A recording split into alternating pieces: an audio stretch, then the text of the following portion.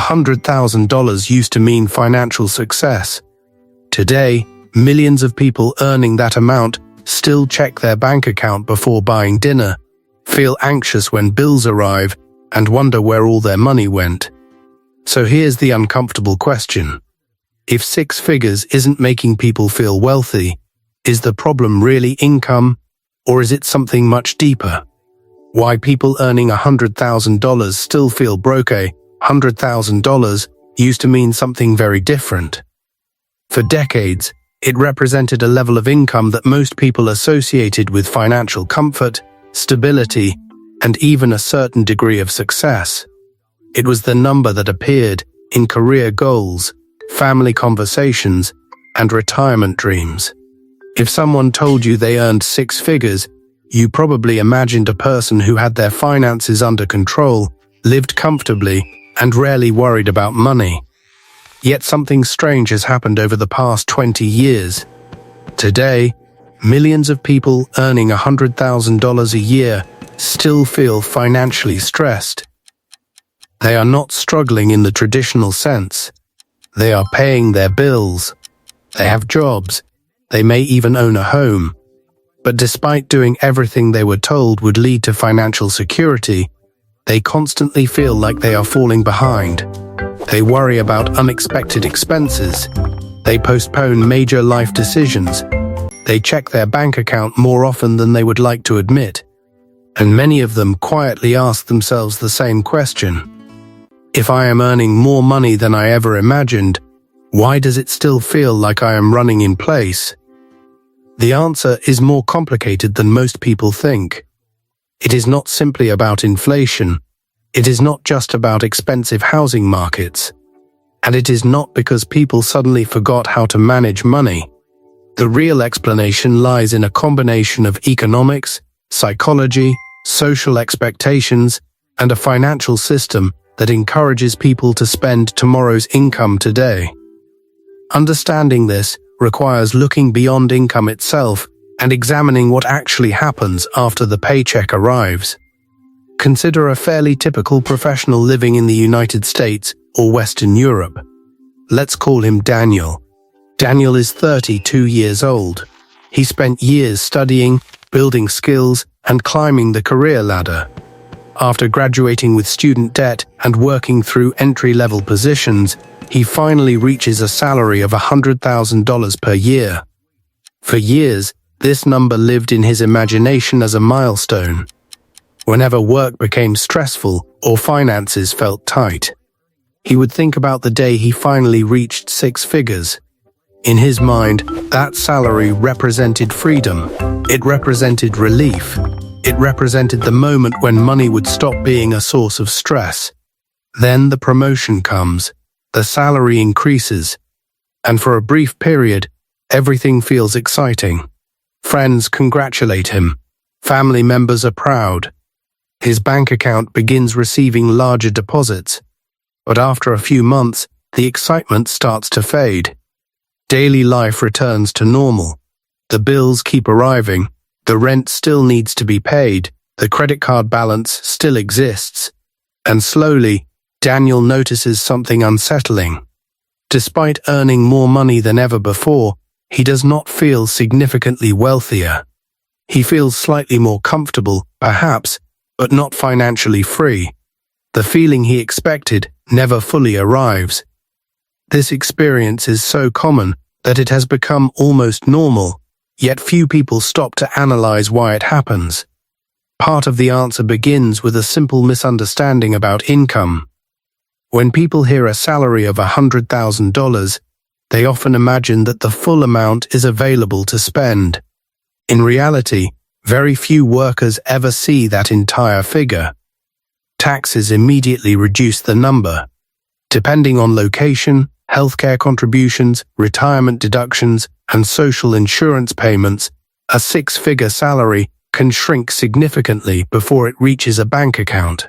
In many parts of the United States, someone earning $100,000 may take home approximately $70 to $75,000 after deductions.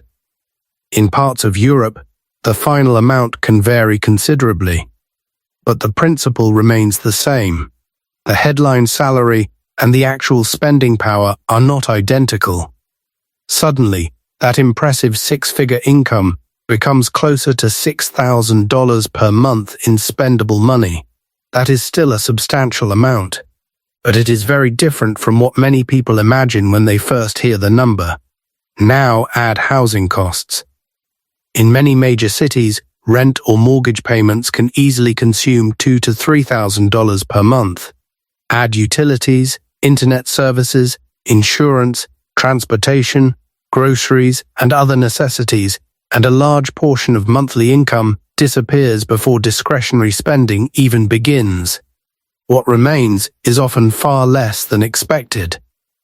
The reality is that earning $100,000 feels very different when the actual amount available for lifestyle choices is much smaller than the original salary suggests. Yet even this does not fully explain why so many high earners feel financially stretched. The deeper explanation involves a phenomenon known as lifestyle inflation. Lifestyle inflation occurs when spending rises alongside income. Most people assume that earning more money automatically leads to greater financial security. What often happens instead is that higher earnings create higher expectations. When Daniel earned $50,000, he rented a smaller apartment, drove an older vehicle, and rarely thought about premium services. As his income increased, his lifestyle gradually expanded. He moved into a nicer neighborhood because it seemed reasonable. He upgraded his vehicle because he could now afford the monthly payment. He began taking more expensive vacations because his peers were doing the same. None of these decisions appeared irresponsible.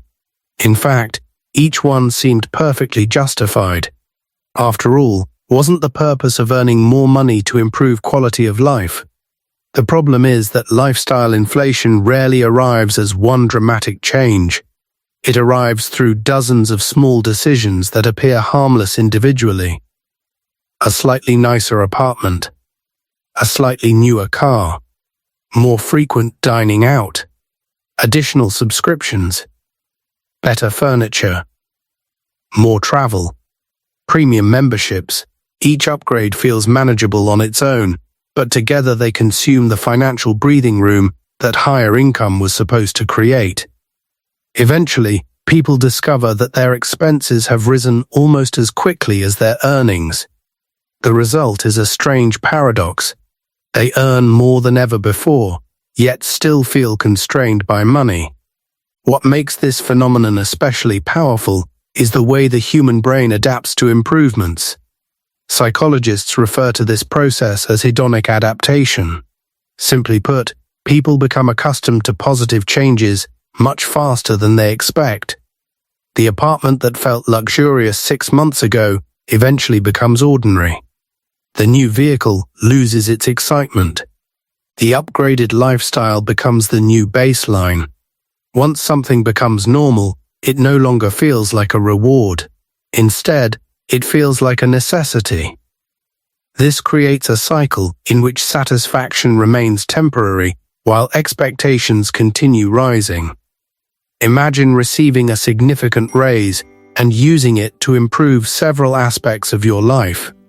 Initially, those upgrades feel rewarding, but within a year, they are no longer sources of happiness. They are simply part of everyday life. At that point, another raise becomes necessary to create the same feeling of progress. The cycle repeats itself indefinitely. This helps explain why income alone often fails to produce lasting financial satisfaction. People are not evaluating their circumstances against their past lives. They are evaluating them against their current expectations. And expectations have a remarkable ability to expand alongside income. As a result, financial comfort becomes a moving target that always seems slightly out of reach. The person who once believed that $100,000 would solve their money worries now begins imagining that true security starts at $150,000. Later, that number becomes $200,000. The destination keeps moving because the underlying psychological process remains unchanged. The next layer of this story involves something that has quietly transformed the financial lives of millions of people over the last few decades: the normalization of monthly payments. In previous generations, many purchases were delayed until enough money had been saved. Today, the opposite is often true. Instead of asking whether they can afford the full cost of something, people are encouraged to ask whether they can afford the monthly payment. At first glance, this may seem like a small difference in wording, but it fundamentally changes the way financial decisions are made. Let's return to Daniel. After receiving his promotion, he decides it might be time for a newer vehicle. The car he currently drives works perfectly well, but many of his colleagues drive newer models. He spends time online comparing options and eventually finds a vehicle he likes. The total price is $42,000. That number feels uncomfortable. However, the dealership immediately shifts the conversation away from the total cost and toward the monthly payment. Suddenly, instead of thinking about $42,000, Daniel is thinking about $620 per month. The number feels manageable. After all, he just received a raise. He signs the paperwork. For a few weeks, he enjoys the excitement of driving something new. The vehicle smells new. It feels rewarding. Friends compliment him. Yet what remains long after the excitement fades is not the feeling, but the obligation. Every month, regardless of how he feels about the purchase, the payment remains. This process repeats itself across countless areas of modern life. Phones are financed. Furniture is financed. Electronics are financed. Education is financed. Homes are financed. Even vacations can be financed. The result is a financial structure where future income becomes increasingly committed before it is earned. What makes this system so effective is that it aligns perfectly with human psychology. People naturally focus on immediate benefits while discounting future costs. Behavioral economists have studied this tendency extensively. The technical term is present bias. Human beings place greater value on rewards that arrive immediately and tend to underestimate the impact of consequences that occur gradually over time. Daniel understands intellectually that committing to a 5-year car payment will cost money. However, the pleasure of driving the new vehicle arrives today, while the burden of future payments feels distant and abstract. The brain often treats future problems as less significant than present rewards. This tendency isn't a personal weakness. It is a deeply rooted aspect of human decision-making. Companies understand this. Marketers understand this. Financial institutions understand this. Entire industries are built around helping consumers act on present desires while spreading costs into the future. Again, none of this is inherently evil. Financing can be useful. Loans can create opportunities. Mortgages can help families purchase homes. Education financing can increase earning potential. The issue arises when people begin treating future income as if it already belongs to them. Every financial commitment reduces flexibility. Every payment represents a claim on tomorrow's earnings. Eventually, enough small commitments combine into a significant burden. At that point, a person earning $100,000 may discover that much of their future income is already spoken for before they even receive it. Student loans add another important dimension to this reality, particularly for younger professionals. Many students are told that education is an investment, and in many cases, that statement is true. Higher education can open doors to careers that would otherwise be inaccessible. The problem is that educational debt often arrives before people fully understand its long-term impact. Imagine 2 graduates entering the workforce. Both earn respectable salaries. One begins their career debt-free. The other starts with $50,000 in student loans. Even if both individuals earn the same income, their financial lives immediately diverge. The person carrying debt starts every month with an obligation that the other person does not have. That obligation may persist for 10, 15, or even 20 years. Over time, the monthly payment becomes normal, just another line item in the budget. Yet the opportunity cost remains enormous. Every dollar directed toward debt repayment is a dollar that cannot be invested, saved, or used to create future flexibility. This is one reason why many young professionals feel financially behind despite earning good incomes. Their salaries may appear strong on paper, but significant portions are already allocated to obligations accumulated years earlier. The situation becomes even more challenging when student loans combine with car payments, housing expenses, and consumer debt. Each obligation may seem manageable independently. Together, they create a system in which large amounts of income are consumed before discretionary spending even begins. Credit cards introduce another layer of complexity. Unlike fixed loans, credit card debt often develops gradually and almost invisibly. Few people wake up one morning and decide to accumulate thousands of dollars of debt. Instead, balances build through small transactions spread over months or years. A dinner here, a weekend trip there, a few unexpected expenses, perhaps a holiday season that costs more than expected. Individually, none of these purchases feel life-changing. Yet credit cards have a unique ability to separate the pleasure of consumption from the pain of payment. When cash leaves your wallet, the transaction feels immediate. When a credit card is used, the financial consequence is delayed. This delay reduces the emotional resistance associated with spending. Research consistently shows that people tend to spend more when using credit compared to cash, because the psychological experience is different. Daniel may fully intend to pay off his balance each month, but life rarely unfolds perfectly. An unexpected expense appears. A repair bill arrives. Travel costs increase.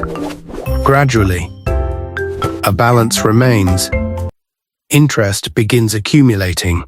Before long, a portion of future income is dedicated not to purchases themselves, but to paying for past consumption. This is one of the most overlooked reasons high earners feel financially constrained. Income may be healthy, but previous spending decisions continue demanding resources month after month. The result is a financial life that increasingly resembles a treadmill. Considerable effort is required simply to maintain the current position. Perhaps the most powerful force influencing modern financial behavior is not debt itself, but social comparison. Human beings are deeply social creatures. Throughout history, belonging to a group was essential for survival. As a result, our brains remain highly sensitive to status, acceptance, and comparison. In today's world, social media has amplified this tendency dramatically. Every day, people are exposed to carefully curated snapshots of other people's lives, luxury vacations, renovated homes, expensive restaurants, designer clothing, new vehicles, career achievements. The average person now encounters more displays of wealth in a single day than previous generations may have seen in an entire year. The problem is not that people are intentionally trying to impress one another. The problem is that constant exposure subtly reshapes perceptions of what is normal. Daniel may be perfectly satisfied with his lifestyle until he sees colleagues purchasing larger homes or taking more elaborate vacations. Suddenly, what once felt adequate begins to feel insufficient. The benchmark shifts. Expectations change. Financial decisions become influenced not only by personal needs, but by perceived social standards. This process often occurs unconsciously. People rarely say, "I am making this purchase to keep up with others." Instead, they genuinely believe they are improving their quality of life. In many cases, they are. But the desire for improvement becomes difficult to separate from the desire for social validation. The line between personal preference and social influence becomes increasingly blurred. The most fascinating aspect of social comparison is that it frequently targets appearances rather than reality. Wealth is largely invisible. Debt is largely invisible. Investment portfolios are invisible. Emergency funds are invisible. Financial stress is invisible. What people see are external signals. They see cars, homes, clothing, vacations, and consumer goods. As a result, society often rewards visible consumption more than invisible financial strength. Two neighbors may appear equally successful from the outside. One may have substantial investments, no consumer debt, and years of financial security ahead. The other may be living paycheck to paycheck while maintaining an expensive lifestyle. Observers cannot easily distinguish between the two. This creates a powerful illusion. Many people begin believing that visible signs of wealth represent actual financial success. In reality, genuine financial stability often looks surprisingly ordinary. It rarely generates attention on social media. It rarely sparks admiration from strangers. It is built quietly through years of consistent decisions rather than dramatic displays of success. Unfortunately, human psychology tends to notice visible rewards more than invisible ones. That is why so many people pursue the appearance of wealth before achieving the reality of it. And that pursuit often becomes one of the most expensive financial decisions they ever make. If lifestyle inflation and debt explain why many six-figure earners feel financially stretched today, the next question is even more important. What happens if this pattern continues for decades? The answer is where the real cost begins to reveal itself. Most financial mistakes do not create immediate disasters. In fact, many of them feel harmless in the short term. That is precisely why they are so common. Daniel's car payment doesn't ruin his finances overnight. His credit card balance doesn't create a crisis this month. The slightly more expensive apartment doesn't suddenly make him bankrupt. Each decision appears manageable when viewed in isolation. The problem emerges when time enters the equation. Financial outcomes are often determined not by dramatic events, but by repeated behaviors sustained over many years. Imagine Daniel receives a raise of $10,000. After taxes, perhaps that translates into roughly $7,000 of additional spending power per year. Instead of investing it, he gradually absorbs it into lifestyle expenses. A better apartment, more dining out, more travel, better technology. The money disappears almost effortlessly. Now imagine the same pattern repeating every few years throughout his career. Each increase in income creates a corresponding increase in spending. By age 50, Daniel may be earning significantly more than he does today, yet he may still feel financially dependent on every paycheck. His lifestyle has expanded alongside his earnings, leaving little margin for flexibility. The tragedy is not that he lived poorly. It is that he worked hard for decades without creating the level of financial freedom that his income should have made possible. This is where basic math begins to tell a story that psychology often hides. Let's consider a simple example. Suppose Daniel spends an additional $500 per month maintaining a lifestyle that feels only slightly more comfortable than before. Perhaps it is a combination of a more expensive vehicle, additional subscriptions, higher dining expenses, and various conveniences. $500 per month may not seem particularly significant for someone earning $100,000 annually. Yet over the course of a year, that amount becomes $6,000. Over 10 years, it becomes $60,000 before considering any investment growth. Now imagine that same $500 had been invested instead.